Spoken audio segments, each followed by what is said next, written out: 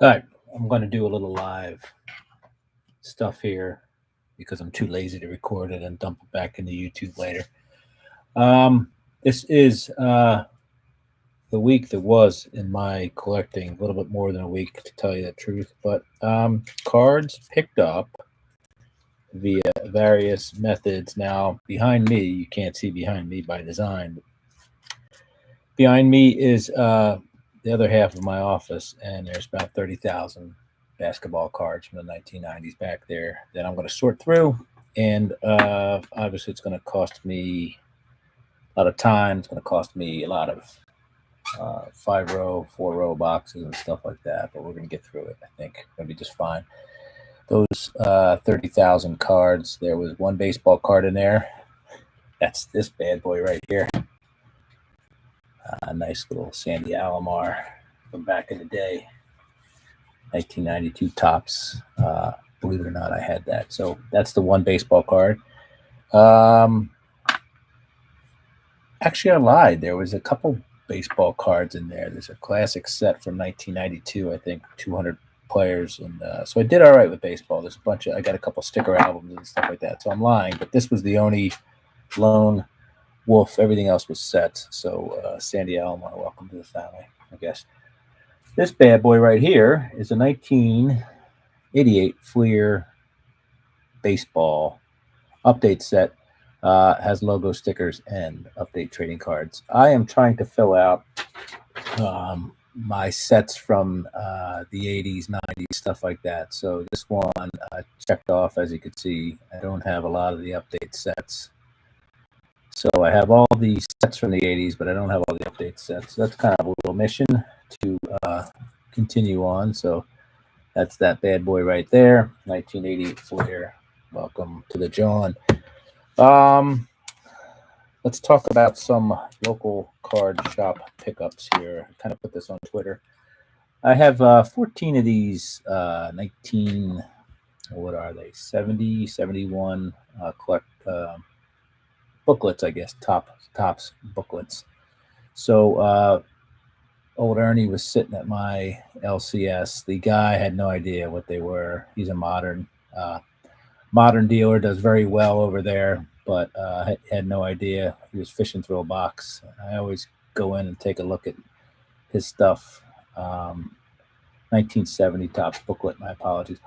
I always go looking through his stuff to see what's going on.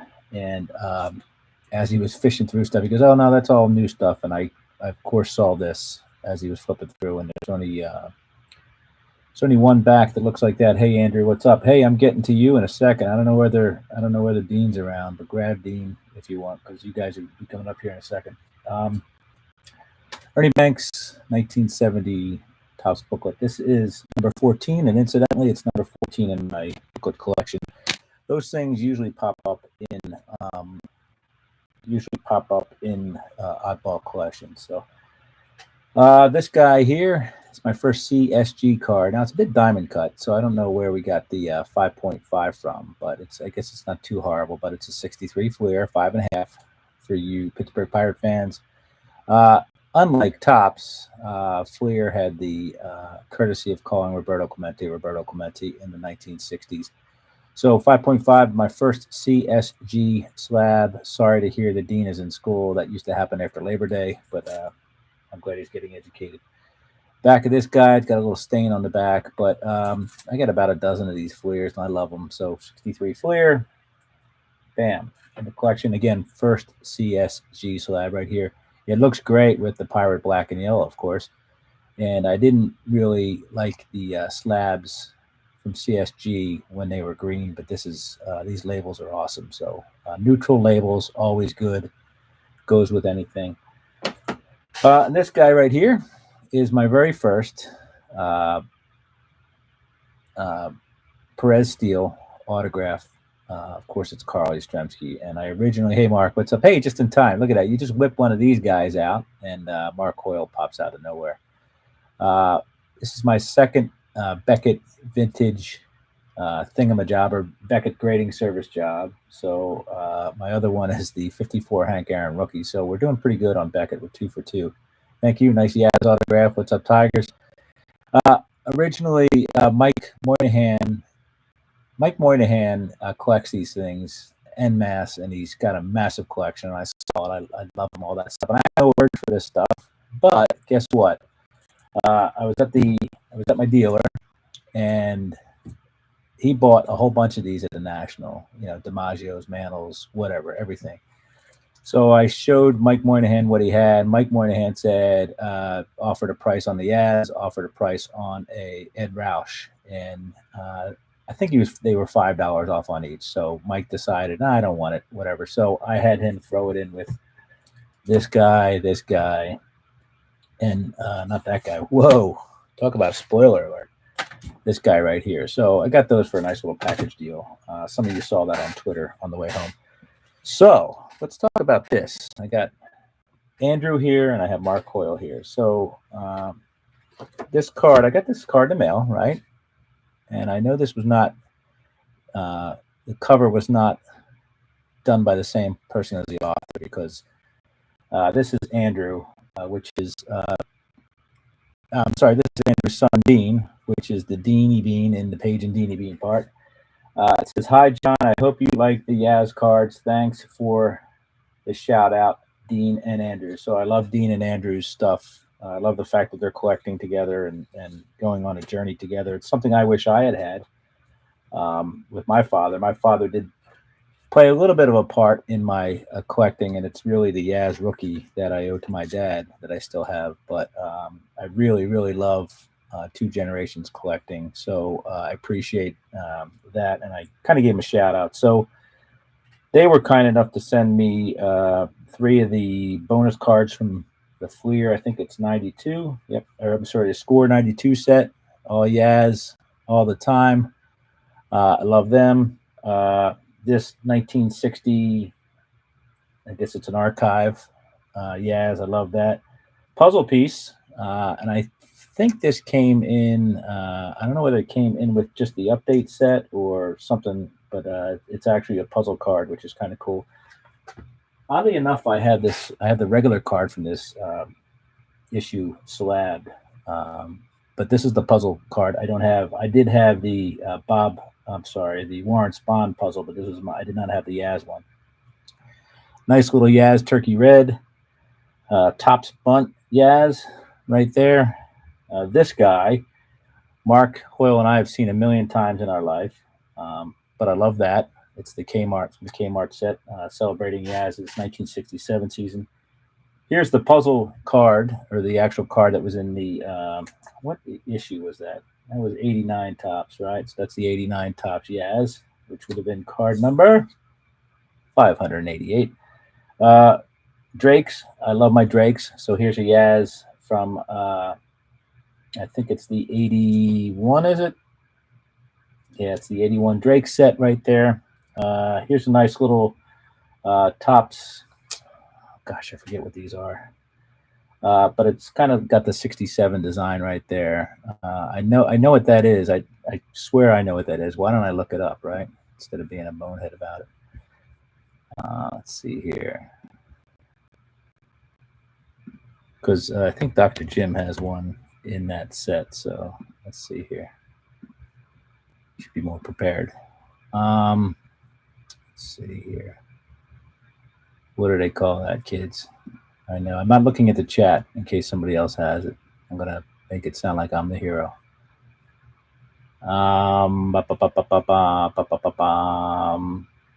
All-time fan favorites. So that's from the all-time fan favorites set of, I think, 2004. There's a 2003 as well. And Andrew, you got it. Here is a Topps Gallery Yaz. And these are just gorgeous cards. Here's one. Same thing, all-time fan favorites, 1960 revisited, and a 63 as well. So, Andrew, what you and Dean have done, hey, Victor, how are you? What you and Dean have done have led me to start my own binder of extraneous Yaz cards. I have the Topps run behind me in a case. So I've actually started putting stuff in binders, cards like this.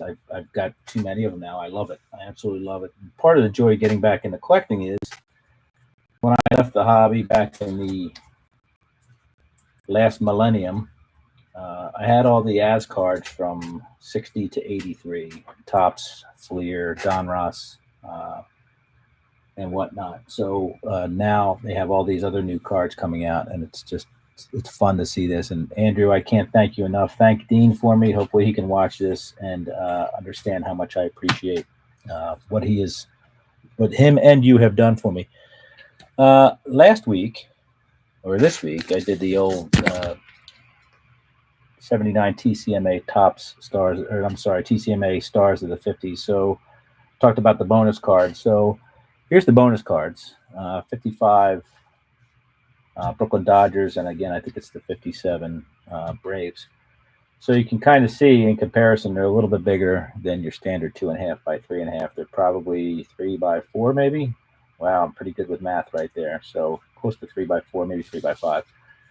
Bonus cards, 57 Braves, 55 Brooklyn Dodgers. I already have the Brooklyn Dodgers. I don't know why I ordered this week off of eBay the Brooklyn Dodgers one again, but I kind of got a deal on them. So the guy wanted like $4 for shipping or $4.95 for shipping. So I said, let's do that in a PWE and I'll buy it for X amount. So I think total was $5 for both of these. Again, I've got the Brooklyn Dodgers one already. You just can't store them with the set because they're a lot bigger than the set. So that's probably why I lost my way there. There is a honey hole near me. I'd love to call it an LCS, but it's not an LCS. It's a they kind of have everything there, and he can even notarize stuff for you as well. But the gentleman there, Rick, is a collector. So I go there, and about a quarter mile away is the LCS with all the new shiny stuff. So I always stop at Rick's place first, take a look at stuff, and see what he has. So I'm going to show you what I got there. So let's see here, 64 leaders, RBI leaders, which is Hank Aaron, Ken Boyer, and Bill White. Bill White, obviously a legend in the game, player, announcer, and league president at some point. So 64 RBI leaders. Guess what? I already had that, but that's okay. I had them all thrown in this deal. Anyway, so, and I told him that very thing. I told him that I probably have this card, but I want to get it anyway. So throw it in the deal. Anyway, here's the other one, another one that I got here. This is my very first Topps embossed, okay? And it's the 65 Topps embossed, and Hank Aaron. It's kind of a weird, inexpensive thing to collect. I have since jumped in and bought a slab Yaz one, so I'll reveal that when I get that in the future, Mark. I think it's a 6 or a 5 or something. So simple cards, kind of look like the back of the Deckle Edges, which would come later in the decade. What else we get here? Let's see what else we got in the stash. Willie Mays. Okay, let's look at Willie Mays here. This is a 1969 Topps decal. Of course, it's backwards because it's a decal, silly. So this is, I think, my first decal. So sometimes you see these things actually stuck to cards. But this is my first decal there. Love it. I think I have a Yaz one coming at that as well. Oh, boy. Silly me, right? So I dipped my feet in with a couple hacks like Aaron and Mays. And if I like the way the water feels, I immediately go get the Yaz. What's up, Victor? How are you, man? Hope you're well, buddy. And the honey hole is awesome, by the way. And the honey hole keeps giving. So stand by. This is the obviously the 1962 stamp, Topps stamp. Henry Louis Aaron, the greatest hitter of my lifetime. And when I say that, I mean when I was alive, this was the same guy that was playing baseball and best hitter of my lifetime. Still underrated for sure. Oh, that's a rub off? Thought it was the decal. Okay, I'll have to look at that. Thank you, Mark. I appreciate it. And I Mark could tell me that I have a uterus and birthing hips, and I would believe him because I believe everything Mark says. So I no doubt believe in Mark Hoyle. This guy right here, 1966 RBI leaders. Of course, we have Willie Mays, Frank Robinson, and of course Darren Johnson, who nobody thinks should be in the Hall of Fame. So 66 RBI leaders did not have this. I have it now. That's the National League. Love it. But wait, there's more honey hole stuff. Hey, what's up, Ken? How are you? Mark Hoyle will get a kick out of this. So I'm going to place this here, and we're going to wait for Mark Hoyle to tip in what set this is. And he knows what set this is. And we'll be able to tell this by where look at the number up there. If anybody else knows this, pipe up. But there you go, Mark Hoyle. 74 Wonder Bread, and you guys could probably see that now. That's a slice of bread that the number is in. 30 card set. I think I got 26 of them. So let's look at them real quick here. Ron Yeri, Hall of Famer from the Vikings.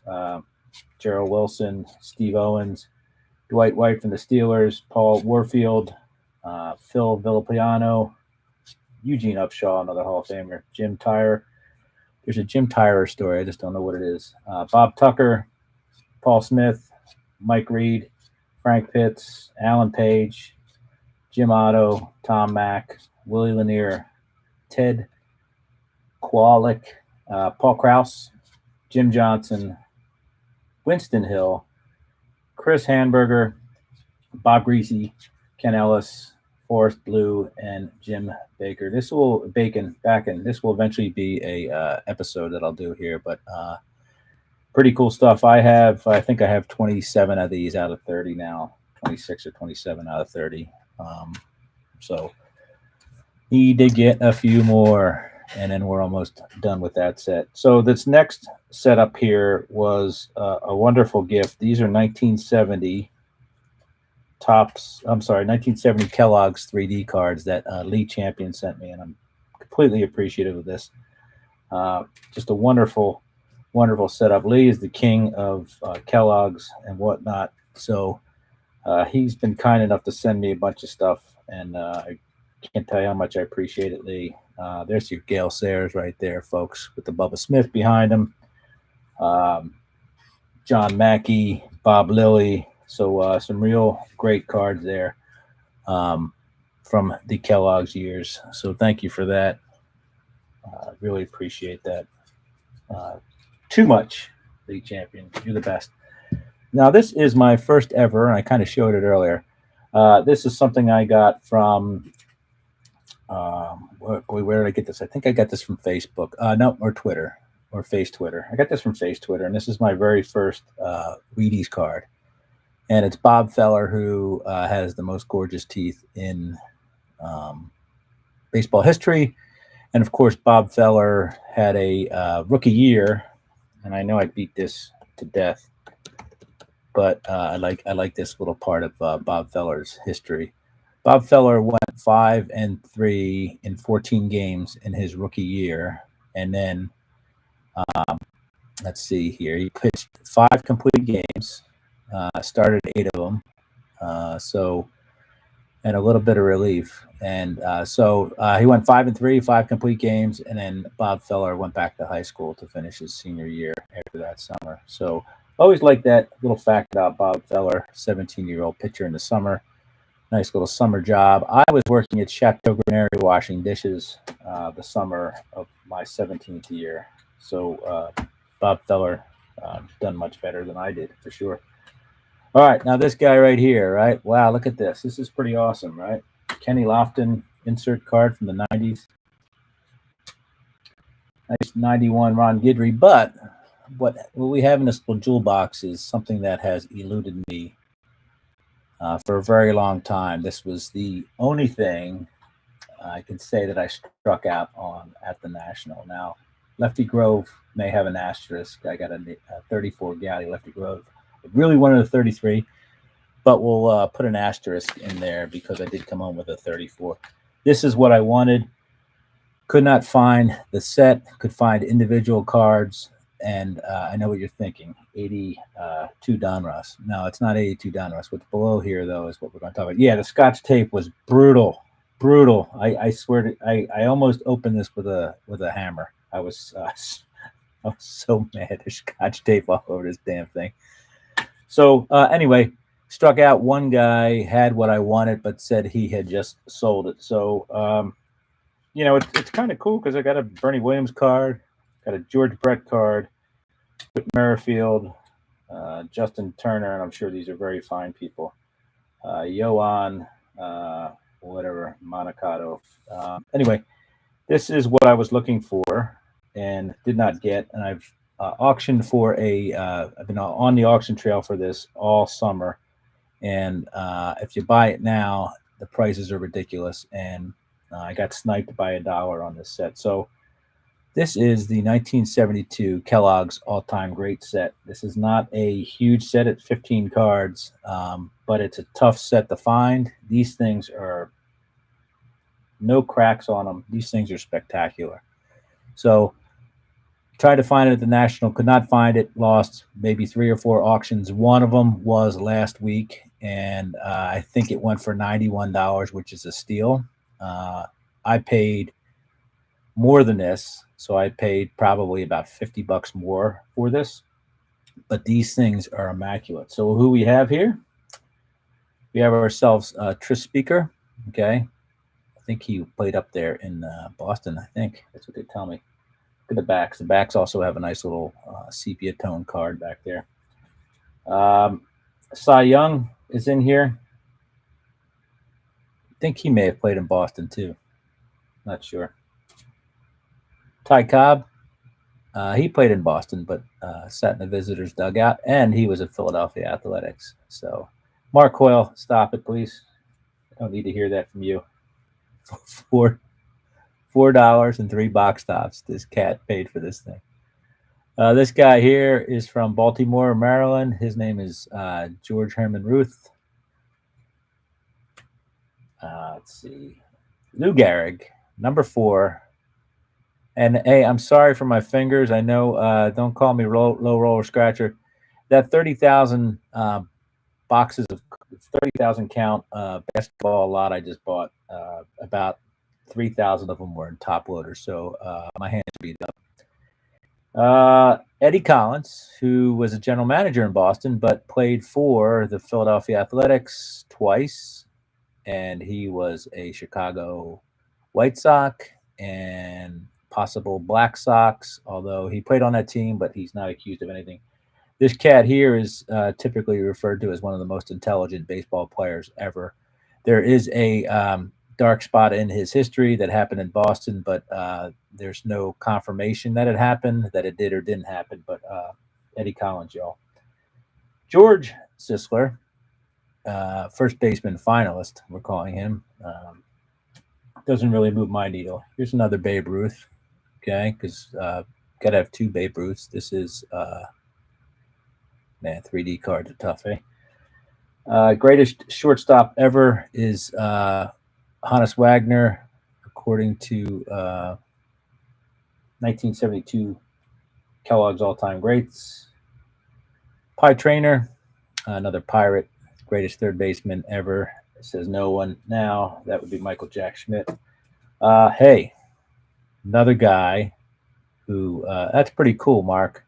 I saw Collins. I didn't know it was Eddie Collins. And what was he doing buried up there? I guess it's because he lived there later on in life, right? This guy I have a man crush on, Robert Lefty Grove. Again, 300 wins. The 5 years before he came into the majors, he had close to 100 wins. The Baltimore Orioles would not sell him. And otherwise, I'm convinced that he would have been one of the top 3 pitchers, probably right up there with Walter Johnson for sure. Cy Young, Walter Johnson, and Lefty Grove. Lefty Grove was one of those guys that was kind of cantankerous, which I love. I love those guys. You know, what's his head? Ty Cobb, little cantankerous. Lefty Grove, little cantankerous. Lefty Grove, again, won the Triple Crown twice. But one of those years, 1930, he went 28-5. 2.54 ERA, and struck out 209, and 9 saves. So all 4 of those, he won the quadruple crown. All 4 of those were league leading Hoochie McCooches. So started 32 games, but pitched in 50 of them. So it's pretty 18 games of relief. So I'm sorry, back to our dawdling here. Mickey Cochran, another A's player. I think Mickey Cochran went to the Red Sox with Lefty. Is that right? Somebody went. Oh, it was Jimmy Fox. Probably went to the Red Sox. Mickey Cochran may have gone to Detroit or something. I don't know. Best lefty of all time, no doubt about it, Mark Hoyle. Here is the greatest manager of all time. That's John McGraw, feisty little Irish dude. If you read about John McGraw, you'll find out he had a really, really, really crappy upbringing. And in spite of that, he really made his way through the majors as a manager, obviously, for the Giants. And pretty impressive. Rogers Hornsby, kind of a scoundrel, not a big fan. The more you read about him, the more you find out he's kind of a scoundrel.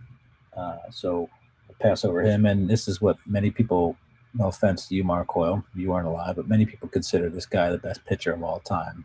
At least a lot of his peers do from back in the day, Walter Johnson.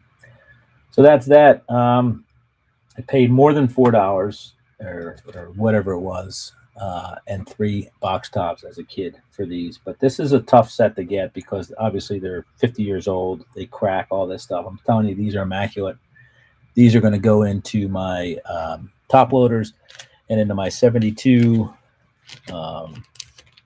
box over there, and it's going to be awesome. So that's about that. Yes, Tigers. I forget it. I know Connie Mack sold everybody at once, and I don't know why I said Red Sox, but I got him confused with Jimmy Fox, of course.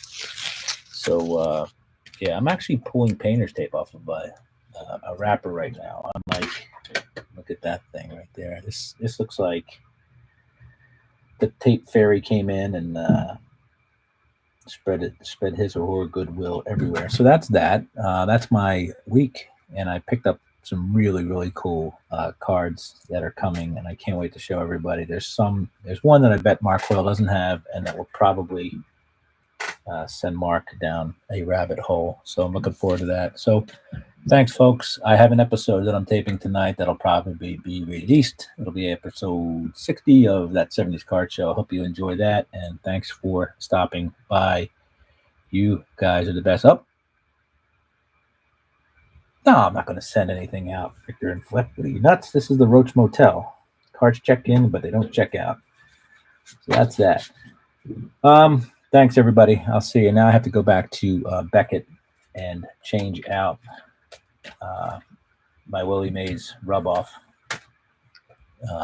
Put him in a different bucket. So thanks, guys. I'll see you. Take care. Have a great day. Be safe. Everybody. Thanks. Bye.